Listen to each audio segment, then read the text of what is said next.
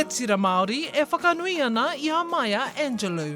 He taonga hou tēnei kia tō mai ai, ko tētahi reenga hou kia kitea ko ngā painga o tō tātou reo Māori. Does my sassiness upset you? Why are you beset with gloom? Just because I walk as if I have oil wells pumping in my living room. Ko tākuta Maya Angelou te kaitito o ēnei ruri, he wahine rongonui mō na tuhinga.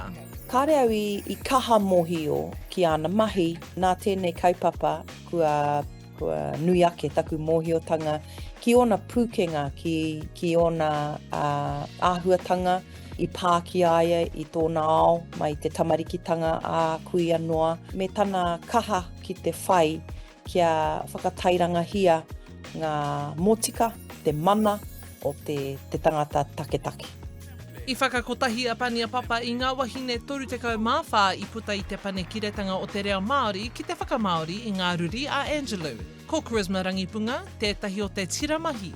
I mōhio au ki ana rotarota rongonui nei. Engari, kāre au i mōhio ki te nui, ki te maha o ana titonga. E pai ki au te ruku ki ngā moana uriuri o Maya Angelou, me te ako mōna, me ana wheako, me ana whakaro nui ki e nei mahi. Ko aku hākoro kei te pai, ko te kiko ka tino rongo i te ngau o te rākau, i te kiri o te nono. Nā i tēnei marama i whakaatu atu ētahi kai waiata kai whakaari Māori hoki i ngā ruri ki runga i te atamira o te Wellington Jazz Festival. E ai ki te kai whakamaori matua a Pania Papa, he kaupapa nui whakahirahira tēnei. Ko etahi o ngā kai waiata, ko Erena Kōpū, ko Macy Rika. Me etahi atu anō wāhine Māori ka hara mai ki te whakawaiata i enei ruri, i enei whakamāoritanga. Hei tā Rangipunga, e hara tēnei i te mahi māmā. Mo te whakamāori i ngā titonga o tētahi pēnei te kuia nei a Maya Angelou. He tohunga ki te whakairo kupu, he tohunga ki te whakaniko reo. Ko te wero i mui a mātou ngā kai whakamāori, kia eke ai te taumata o ngā whakamāoritanga, ki te taumata o tēnei kuia. Tohunga nei ki te rotarota ki te tito.